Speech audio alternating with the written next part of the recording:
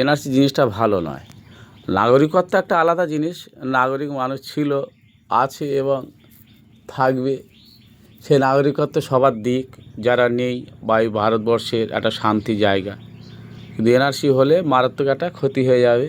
যে ক্ষতিটা কি, যেটা বলছিলেন অনেকের কাগজপত্র নেই, নষ্ট হয়ে গেছে বন্যায়, পুড়ে, আয়লাতে অনেক কিছু ক্ষতি হয়ে গেছে। সবার কাগজপত্র দিতে পারবে কেউ? হ্যাঁ, সবাই কি কাগজপত্র দিতে পারবে? তাই অসুবিধা একটু হবে। আসলে এগুলো একটা ক্ষতি। গদি বাঁচানোর জন্য এইসব করছে ভারত সরকার, কেন্দ্রীয় সরকার, প্রধানমন্ত্রী। এগুলো তো অ্যাকচুয়ালি ঠিক নয়, করুক। কিন্তু যারা সত্যিকারের নাগরিক ছিল, আছে এবং থাকবে, যারা ভোট দিয়ে দেশটাকে সুন্দর একটা জায়গা তৈরি করেছে, সেই তাদের ভোট নিয়ে তো প্রধানমন্ত্রী হয়েছে নাকি?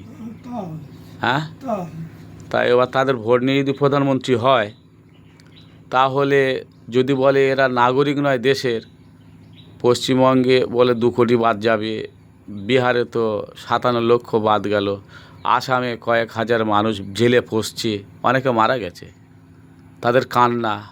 আসামে ওই জেলে দিয়েছিল এনআরসির বিষয়ে নানা রকম অত্যাচার, টর্চার। এই তো সারা ভারতবর্ষ জুড়ে হচ্ছে, তাই একটা আন্দোলন চলছে। কি হয় এবার, কাগজপত্র অনেকের আছে, কাগজপত্র থেকেও বলছে তুমি এদেশের নাগরিক নও। তাই আন্দোলন চলছে, কি হয় দেখা যাক।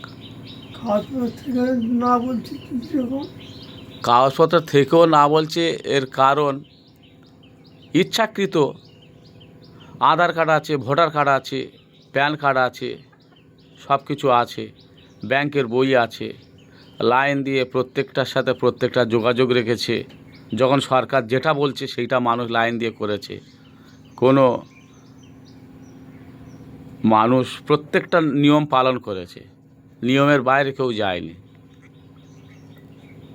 এবার আবার আর নতুন নিয়ম, যে 2002 সালে যে ভোটার তালিকায় যদি নাম থাকে তবে তুমি নাগরিক, যদি ভোটার তালিকায় নাম না থাকে নাগরিক নও। একটা পেঁচে ফেলছে। এই দুর্নীতি কূটনীতি বেশিদিন চলবে না। মানুষ সজাগ হচ্ছে। 1947 সালে ভারতবর্ষ স্বাধীন হয়েছে, 75 বছর পেরিয়ে গেল, আর সারা ভারতবর্ষের মানুষের মাথায় একটা চিন্তা, টেনশান রয়ে গেল। তো যাই হোক, অনেক মানুষ কিন্তু হাই প্রেশারে ভুগছে এইসব জিনিস নিয়ে। আপনি কত বছর ভোট দিয়েছেন তবু? আমি ভোট দিচ্ছি প্রায়